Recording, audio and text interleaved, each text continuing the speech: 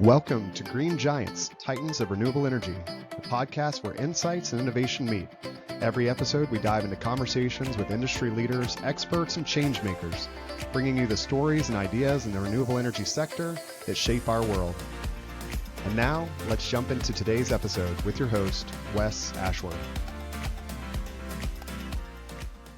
Welcome back to Green Giants, Titans of Renewable Energy. Today's guest knows both sides of the energy story, from oil and gas to renewables. Emily Easley grew up in Texas, oil and gas, but her career path led her to Washington, D.C., where she's been driving change in the renewable energy sector. Now, as the founder and CEO of NOVUS Energy Advisors, she's become one of the most trusted translators in the energy world, helping Fortune 500 companies, private equity firms, and clean energy innovators bridge the gap between hydrocarbons, electrons, and everything in between. Emily's work puts her at the crossroads of oil and gas, renewables, data centers, and AI, a convergence that's rewriting what energy means in America and around the globe. In this conversation, we explore how she's turning industry rivalry into partnership, what she's seeing in the AI-driven boom, and how the next generation can build careers that last through every transition. Emily, welcome to the show. Hey, Wes, great to see you. Yeah, it's a pleasure to have you on here, and excited to get into it. Obviously, really hot topics there in the intro. And so we'll start with that. So you grew up in Texas oil and gas, then found yourself helping shape the renewable energy industry in DC. How did moving between those two worlds just shape your perspective on today's energy transition?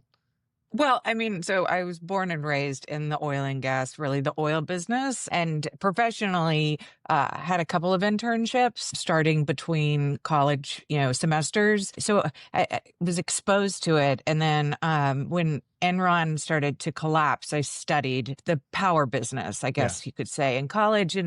And then moved up to DC and knew I wanted to stay in energy. It was just a connection I've always had with my father and so many fellow Texans.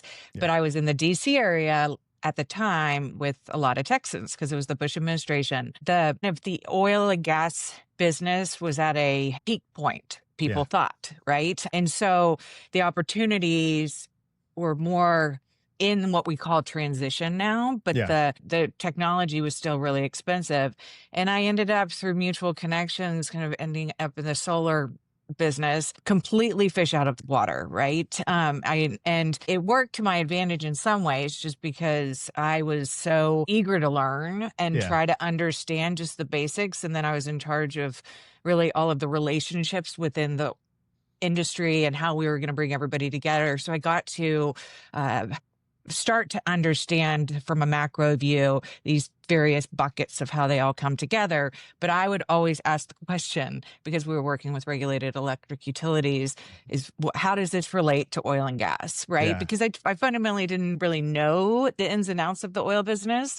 I just knew it from the investment side, definitely not from the technical or services side, which I have such great appreciation for now over 20 years later. And the renewable business, there was just such a big divide between the two industries, not just in the technologies, it was the culture of both industries, politically alignment within those industries, tend to be similar within them, but very diverse on the other side. And then when I would go back home to Texas to just visit friends and family, when people asked what I did, I realized how little that they knew about what was emerging as this exponential growth. And in a sector that I didn't, again, appreciate, that not every industry was booming like that. But that was when the shale revolution was also taking off. And so it was just a little bit of curiosity. Okay, where is Emily going with this? But not a real interest or motivation to even want to learn until about a decade later, after I had really not only learned the different various technologies that was very solar specific and the different business models that were emerging, but I was seeing constant synergies and application of traditional business models on the investment side that were rolling into the renewable business that was making it a more commercial viable business as it is today. Mm-hmm. And so through asking the questions and of trying to be open-minded and understanding these different points of view, I realized that there was just a huge gap and lack of knowledge on both sides. And so that's when I decided to go out on my own and work with my longtime contacts that are in that Texas community.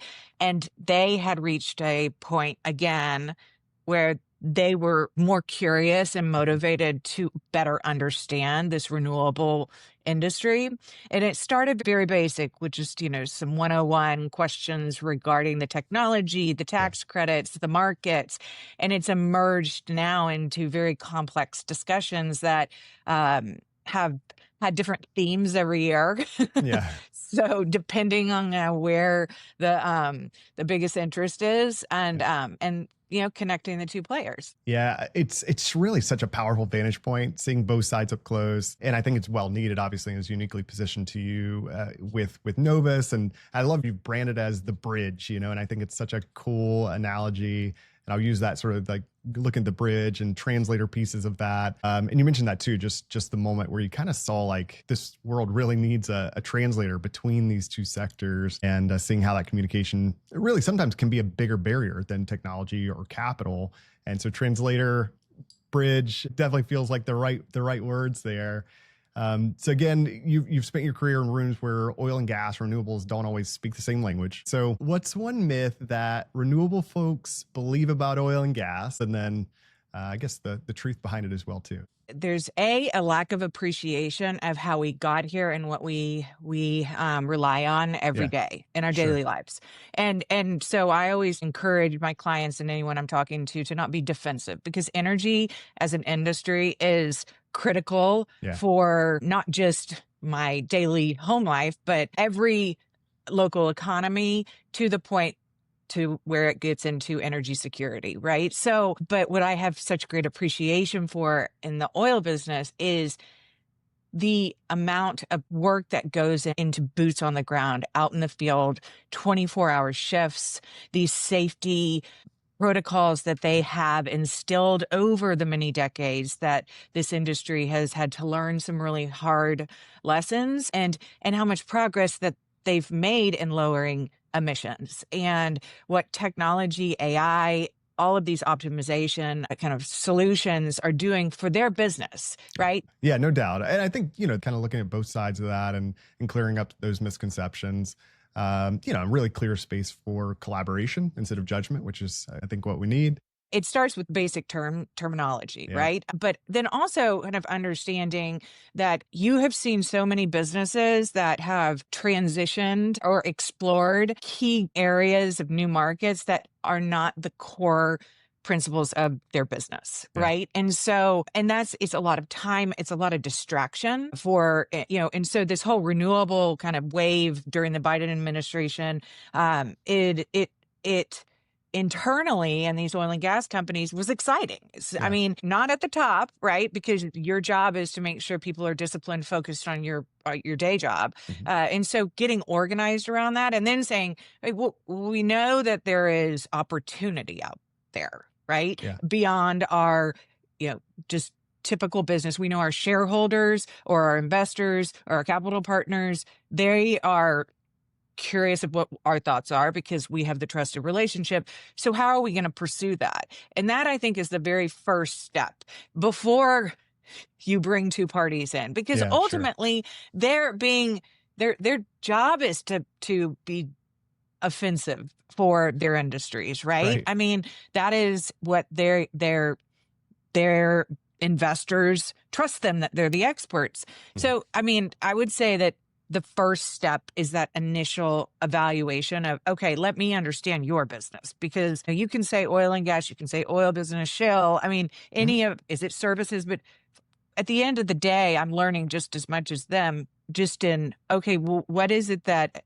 you on a quarterly, annually basis have told your teams, these are our goals for the year, or these are our goals for the next 10 years. And then how are we going to accomplish that? And then where is the opportunity to make more with less, with less resources, right? And that, I think, is kind of the beginning. From that point, and this is historically because I have had all oil and gas clients, I still do, then once we find a path forward that we agree this makes sense to pursue, that's where we bring in the new relationships. And it's important because the two parties really, they're not geographically located near each other. They may both be in Houston, but don't know each other, don't know why they would have that conversation. And they may politically be on totally different sides, right? Which, again, I tried to move back to Texas very quickly, was moved back up here. I have learned how to do this dance in Washington to really not engage on it in a business setting to a great extent and focus on the bottom line. But because there's so many people now, professionals in this industry, there is a lot of value of knowing I have trusted decade-long relationships with those that I know will be honest, will come to the table with solutions, will follow through and meet timelines. And so, new relationships are just, it's a different world when it's not a handshake. Yeah, absolutely. Thinking about that, the relationship or if you're advising either side of that, right? If you talk to a lot of oil and gas, shale companies, any like phrases or words you would tell them to kind of retire, when they're talking about energy as a whole, or if it's the other side on the renewable side as well too? I mean, to retire, I wouldn't, I wouldn't go that far. I will say that I do spend a lot of time where if it's ESG is over or energy transition is over, or, now the solar industry, because of what's happening politically is not going to be sustainable. And the reality is, will it look different? Does it already look different? Yes. What we know is that continues to be technology solutions for on-site power, which is what renewable power can be. You can have it out in utility scale fields. That's becoming more and more complex with a number of different regulatory dynamics. But this hybrid solution, it doesn't have to be either or, and it doesn't have to be all of the above.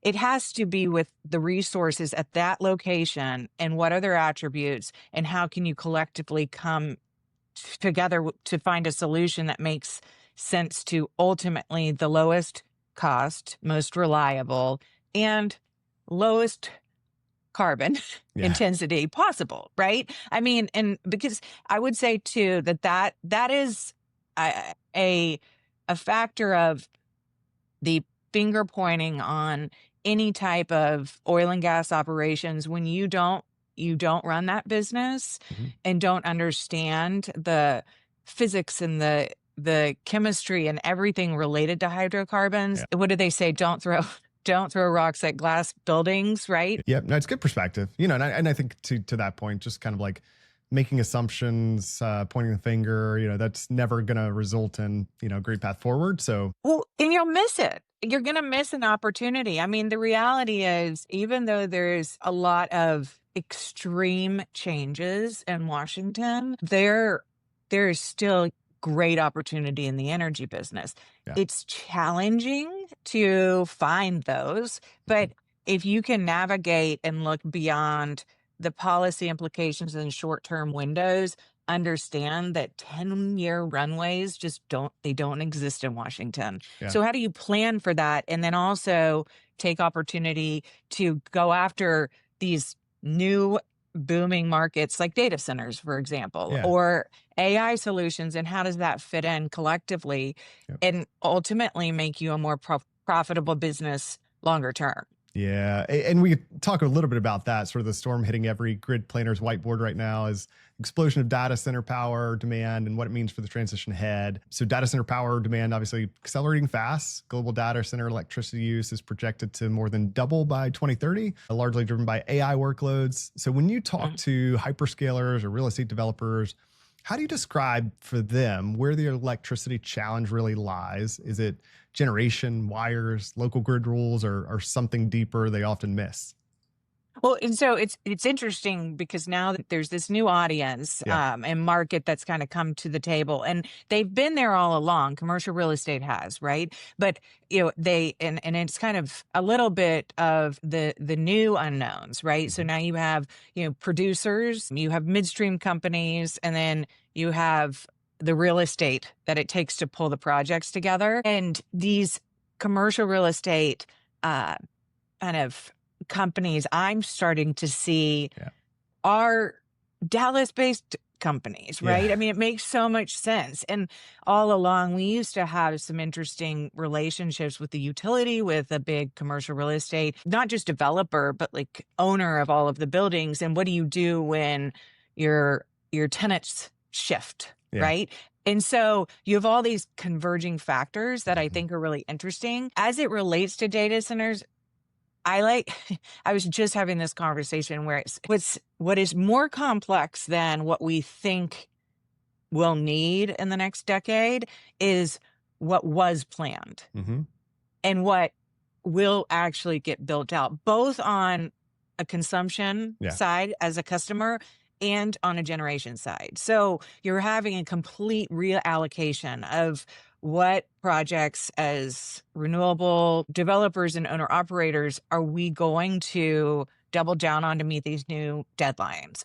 What does that mean for what we projected, right? That we were going to install and have generating, that these utilities we'd already been negotiating. So you kind of have to just take a step back at both and say, what is a scenario that is a, kind of exponential and also potentially possibly might not happen. The other thing that I think is pretty fascinating is as with any of either industry, this not in my backyard. So being located, we were talking about in Virginia and in Loudoun County. And I was out again at the softball fields, like I told you yesterday, looking around again. And I'm starting to learn these logos and going, wait, that's where, my Texas friends work. And so-and-so is the one that's connected to this big Fermi data center complex in Amarillo. Right.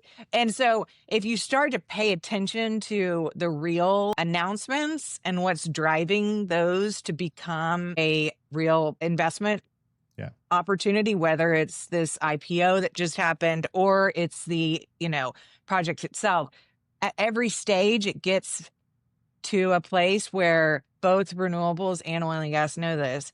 Here in Loudoun County, there's signs everywhere that are anti-data centers, right? They don't want these big transmission projects. I mean, it looks like these mega cities that are in boxes that are like those, magnetiles that are propping up, right? And then, at the end of the day, what do you do with that real estate if something, if these AI learning facilities or data centers, storage, cloud ends up becoming more decentralized back to where the customer is? So that to me is like the most complex issue of it all. Yeah, it's super fascinating kind of just how quickly that's all evolving, especially with data centers and the issues that it all creates. And it'll be interesting kind of like how that all shakes out going forward. And I know there's a lot going on there. You're kind of right in the heart of it there in Virginia, as I am as well too. And some of those too, just from a timeline perspective, like hyperscalers wanting power in 24 months and projects often taking 40 plus months or more to really come online.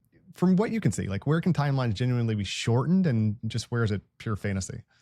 Well, I mean, I think it's important to state it's interesting to me because these are not new data centers, right? I mean, so we've had a decade of lessons learned that have been a lot of storage for cloud-based services, I'd say, for, government agencies or just in general, some of the big tech companies. I think the utilities have also learned a lot, and what AEP Ohio is doing, they're now stating that they publicly, we were successful because they installed a tariff for any type of facility that was going to need this generation needed to prepay for the power. And that's real money out the door, right? So I think if you start following it's a regulated business for a reason. There is an emerging, I call it the independent power producer 2.0, because it's it's blowing up in a different way than we saw early on. But at the end of the day, who is going to take the risk and write the check to cover the cost? That to me, it's a real business, right? And so, start to look to those. I think that utilities often flock together and are rarely competitive, but oddly control the entire process. So they look to each other. So you've already seen, AEP is the investor owned in Ohio, but also has a section in Texas and down in Louisiana. And so those regulatory commissions will start to figure out what is the way that we get this back under control, so it's not such chaos with all of the different paperwork that's coming in, both from the buyer of the power and that wants to generate the power. Yeah. Being right there too, like anything else sort of strange or surprising lessons you've learned, just looking more into data centers and just what's evolved there, anything maybe that the listener wouldn't be aware of? The way I look at it, data centers, AI is the sexy new term, right? Yeah. And it's just an industrial customer. So Right. essentially understanding like, okay, well, what is the likelihood that industrial customers, how long are they going to be around? How long would they need services for? And it's regulated in that way, right? Yeah. But I do think we've done a lot of analysis with clients on what could we start to predict based on previous and successful or not so successful lessons learned by these utilities. Yeah. And these community programs, whether it be a coupon or a discount, there's all different ways that drive this. And so, it's not a crystal ball, Yeah. but it is certainly there. The information is there if you know what to look for. Yeah, absolutely. And then too, the one thing I wanted to kind of go back and touch on is just, we talked a little bit about interconnection queues, always a hot topic. I think Berkeley Lab found that only 1 in 5 projects that enter queues ultimately reach operation. Recent projects wait around 5 years to get built and more. So what does that attrition tell you about how we scope projects today, and what upstream changes would actually cut the failure rate? Well, so I think it's important, and I always state that the permitting issues and interconnection issues are the 2 biggest bottlenecks. Yeah. In industries, right? And and the midstream companies is a sensitive subject that we haven't been building pipelines because of permitting for a decade. So now, think about the LNG projects. It's the same issue with the renewable groups, and you see a lot of that around the politics. However, it's not across the board. And so trying to figure out, we've been talking about permitting reforms since the Mountain Valley Pipeline was trying to get approved. And like, that's in my backyard. And, I believe in natural gas. I like natural gas, and we don't have enough of it on the East Coast for various reasons. So I think, I don't know that there's a real kind of silver bullet to it, but I will say that quality is the issue, and the process is it's bottlenecks because of the review process. I'm hopeful that there's a platform out there that's being developed that can, help vet some of this to provide some feedback, because ultimately no one's great their first time they do anything. Right. The second time, a little bit better. Those that become experts are getting stuck behind them. And that is really where the complication is. Wes, it's what a lot of these projects are they're just going to be stranded. How do you underwrite a project that is just an interconnection application? Right. So that to me is like, it's in some ways starting to maybe take care of itself. Yeah. Yeah. It's such a complex issue. I know. It's been going on for a long, long time. So, and really kind of like behind every project delay, every frustrated developer is, to me, a deeper structural issue. So that invisible architecture of how we connect, permit, and price electricity. I think you've called power markets the early days of cell phone billing, which I like that analogy. I want to unpack that a little bit. So you compare it to early days of cell phone billing. What's the part of today's market design that makes you laugh or cry the hardest? It's so easy to not look back, right? And so early on, and I still do, I love reading the history of the energy business and know that, I'm not an expert. I just know that I'm surrounded by a lot of really smart people on both sides who apply previous successful practices to new industries. And the cell phone business, it's very different in many senses, but I think, again, you can understand how these disruptive new business models, whether it have been Amazon in the early days, Netflix, Yeah. cell phone towers, how do you look to what either the, winners or those that didn't make it Mhm. do? It could be human capital. I mean, people are typically the riskiest investment of all. Yeah. And so from where we go now, I mean, I encourage the renewable industry that the oil and gas business has been established. They understand headwinds. Mhm. They understand different market structures and agreements. And there's so much that can be learned from them Yeah. that ultimately will accelerate you through a lot of these big headaches of where you are now. Yeah, I like the comparison looking at history, and I agree. I think, you can learn from a lot of those mistakes, successes, those past things, and the reason why I think the bridge and coming together makes a lot of sense going forward, and certainly can get a lot more done there. So developers listening, we talked about this, it just stuck in bottlenecks, whether it's interconnection or other things.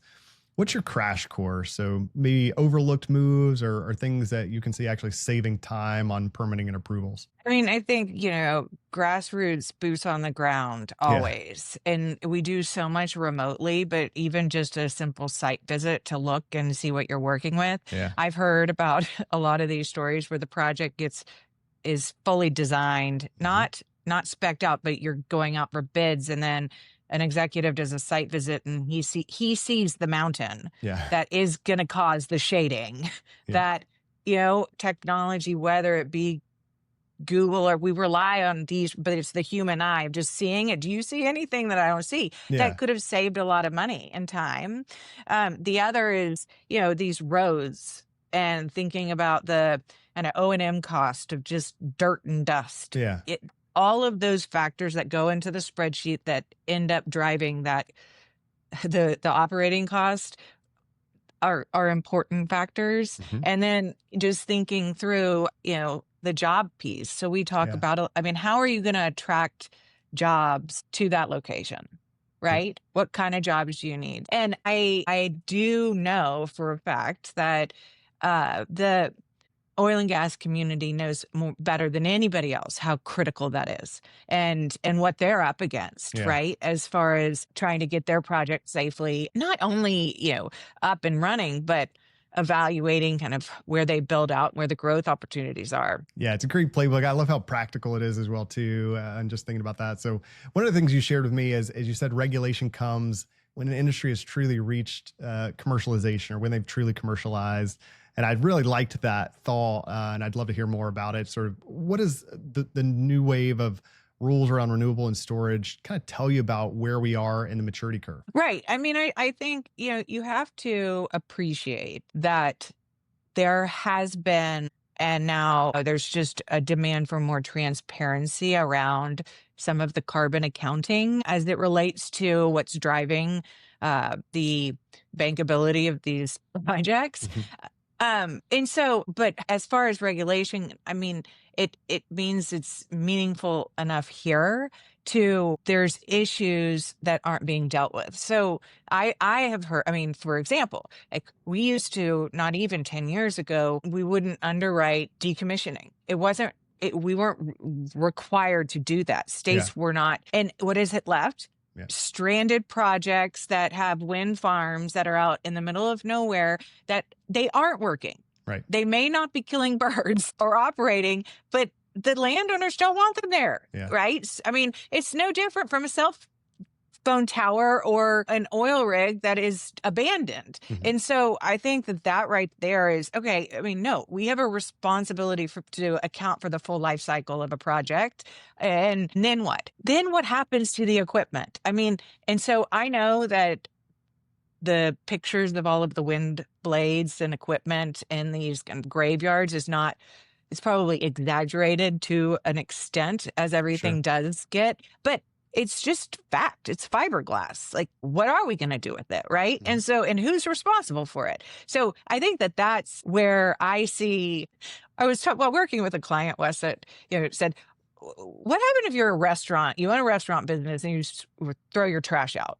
Like Yeah. you don't make sure it's thrown out, but you just can just throw your waste out and you don't take into account the cost. You don't have to. I mean, that to me is where we are now. And it's just an operating cost for businesses of anything that you use to produce your widget has a cost associated with it, as it should, because you sold it for a cost and you want to make sure you're selling it for what it costs to make. Yeah. So I think that, a lot of that is emerging, but then what hasn't commercialized. So think about where if you reach these different kind of elements of within a business, once you become that commercial and those costs start getting regulated, it does become more streamlined. Have you hit a plateau, right? It is truly now an infrastructure asset class, which is, yield based and producing, but then how do you continue to grow? And so I think that that's what's kind of interesting right now in the energy business, is trying to figure out where those pockets are, knowing that there's so much that is kind of moving in different directions. Yeah, absolutely. And at least, the perspective reframes regulation as a sign of growth, not a punishment. I think that feels better, although no one loves regulation, but it is, it's a necessary part of it, and things evolve and change, right?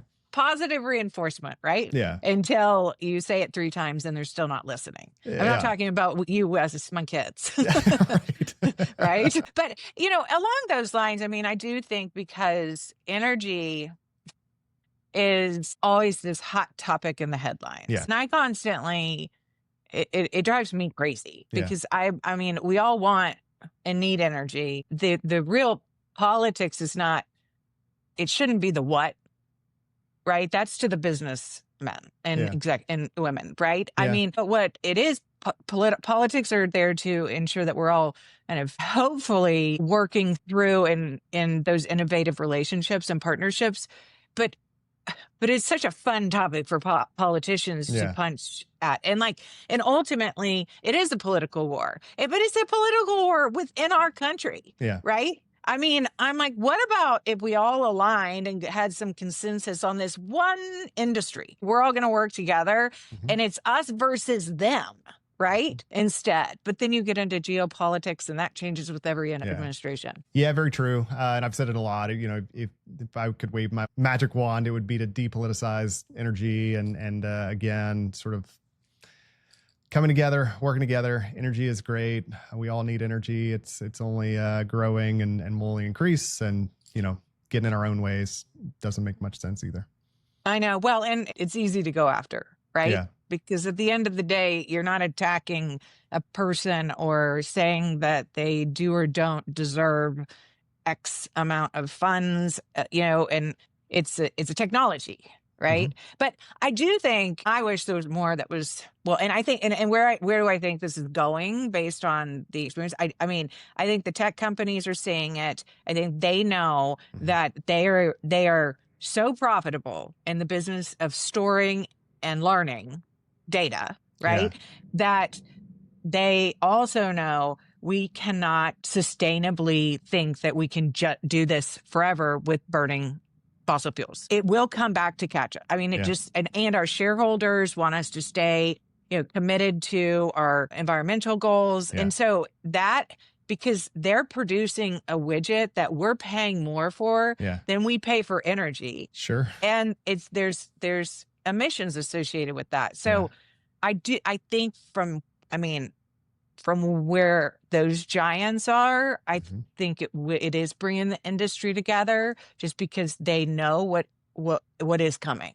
Yeah, no, agreed. There's some hope on the horizon. I've seen that as well too, and believe that kind of with this too. So every transition has its proving grounds. One that's still going through that is carbon capture. One of those, it sits right at the edge of science and scale. Where the next phase of decarbonization will either stall or accelerate. There's a lot going on there. You advise on the power side of carbon capture, I believe, but where have you seen the economics start to make sense, and what surprised you most about who's making it work? So I think so. I had a long engagement on the power side, but that exposes you to the business and the industry. And what I think is kind of the most interesting piece of policy from this summer is the utilization tax credit increase, and knowing that storing carbon it's a waste, a service of waste, Yeah. right? So you see some of these big waste management companies getting into that business. It makes sense, Yeah. right? So,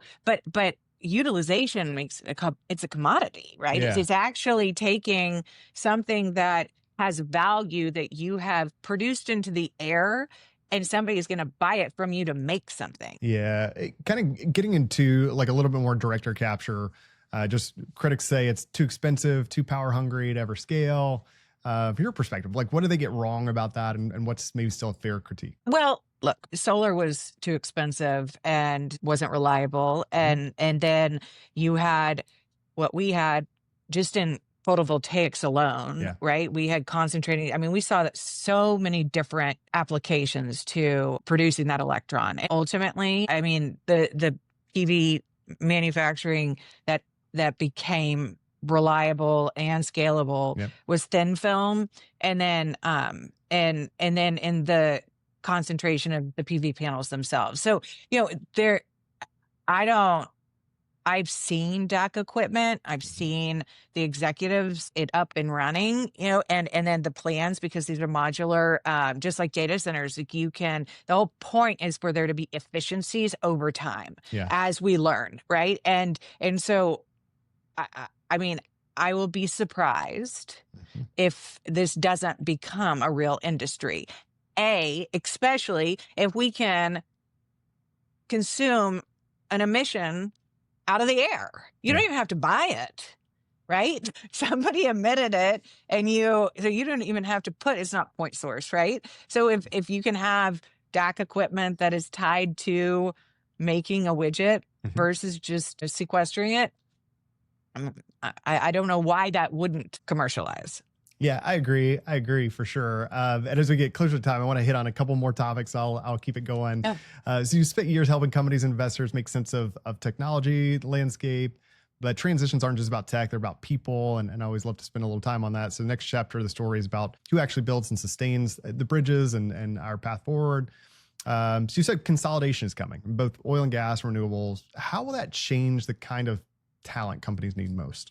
I mean, I think that just workforce is it's a challenge across the board, Yeah. right? I mean, there's from what was so disruptive with the pandemic to remote working to now new platforms that have efficiencies. Like, I think that companies are trying to evaluate, okay, well, how are we going to manage workforce, right? With all of those factors. And then what are the skill sets that we absolutely know that we need? We need to maintain, right? And keep in-house. What can we outsource? And so you and I were just talking about it with, ITs. Yeah.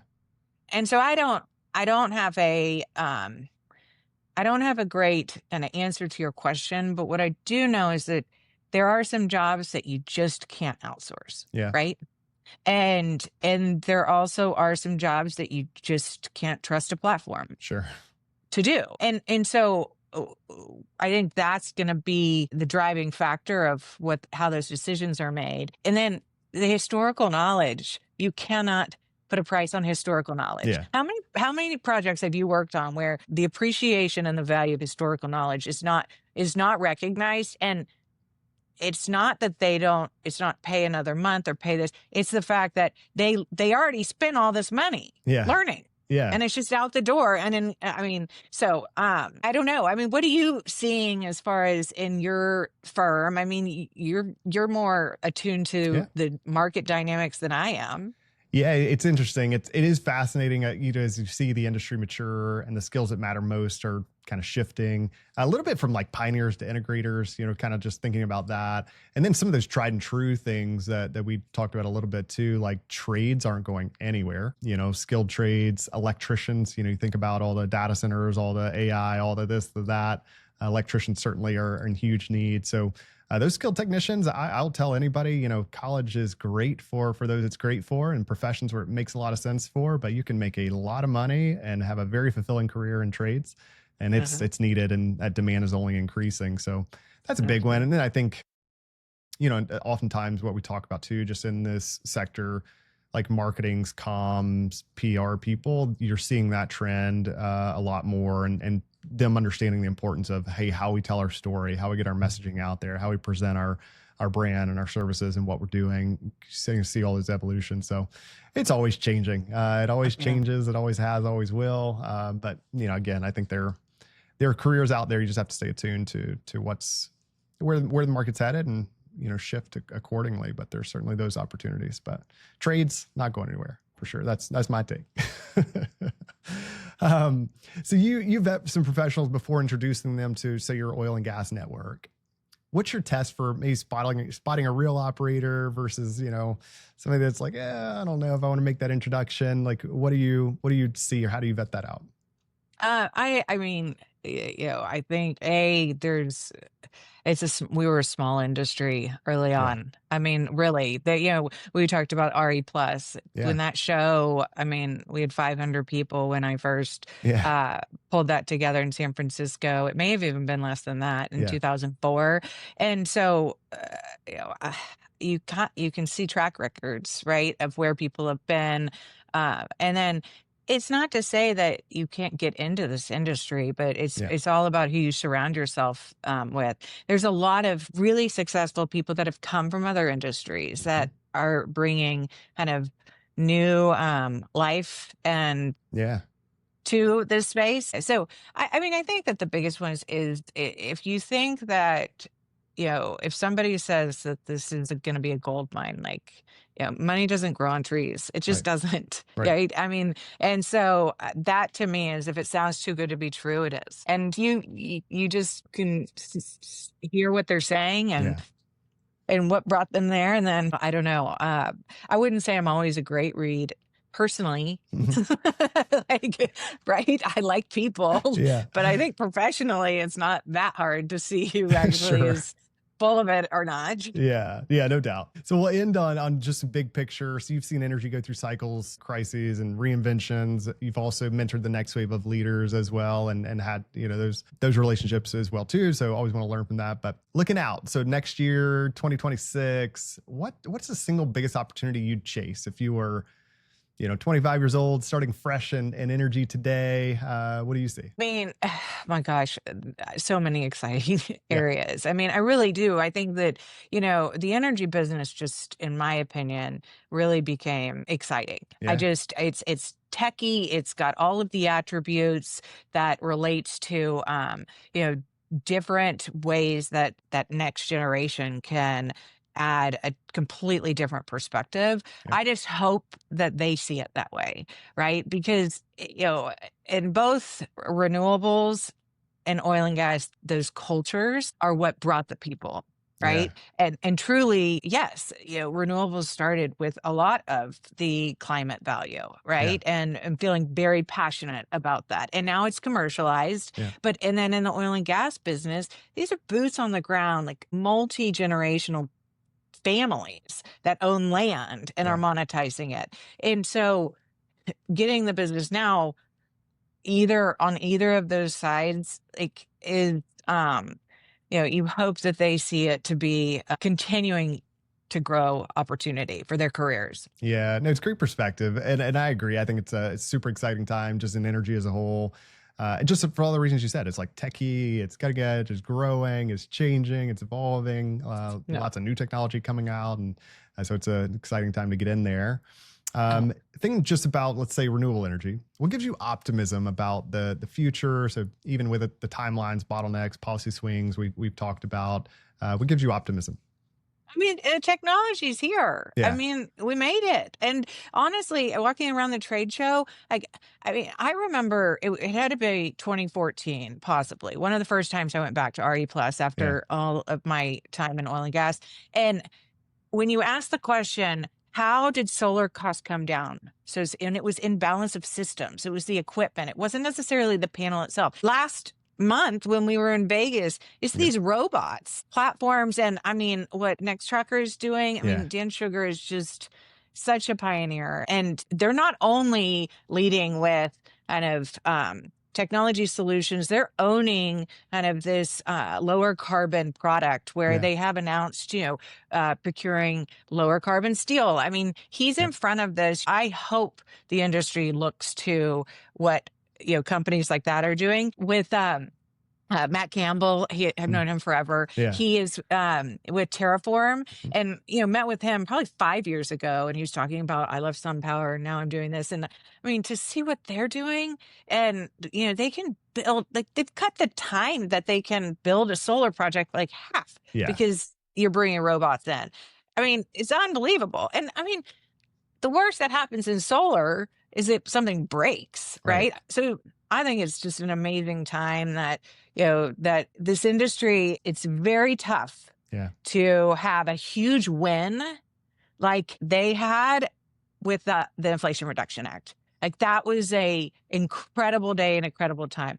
But the reality is, business got tougher, but maybe tighter. And ultimately, did we need to kind of cut some of the projects that might never have been built anyways because they're stuck in these interconnection queues? Maybe. I mean, I think it's going to make the industry better, stronger, and more successful overall. How it all kind of unfolded on either side. Sure. Does it ever need to be so extreme? I don't necessarily. Probably not. I hope we all have learned some lessons about what is possible in Washington. Yeah, no, I love that. Just the optimism as a whole.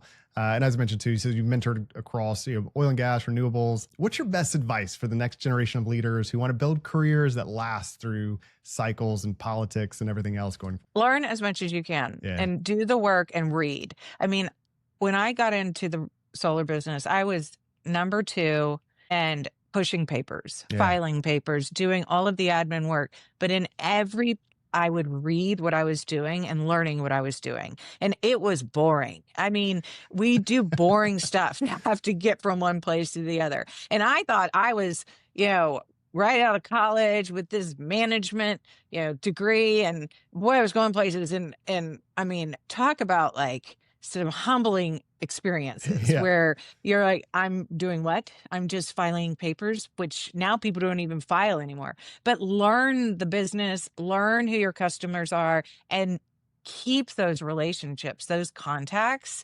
because it is amazing 22 years later that people still remember me as Emily Brown. And where have you been? And, and remember when you couldn't say photovoltaics? I'm like, well, I still can't really say it. You said it pretty perfectly earlier, I think. You got it. That's awesome. I know. But Wes, this has been so fun. And I appreciate the perspective. No, perfect note to end on, and advice that's durable no matter where the energy winds blow next. I love it. Stay curious, keep learning. Emily, thank you so much. It really has been an insightful and fun conversation. To our listeners, as always, thanks for tuning in. Be sure to subscribe, rate, and share Green Giants, Titans of Renewable Energy. Helps us keep bringing the people that are redefining what's possible in clean energy. With that, we'll see you next time. This episode of Green Giants, Titans of Renewable Energy was brought to you by Lee Group Search.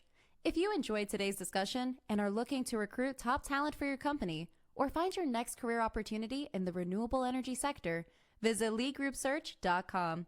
Let's continue driving the future of clean energy together. Until next time, keep pushing toward a greener future.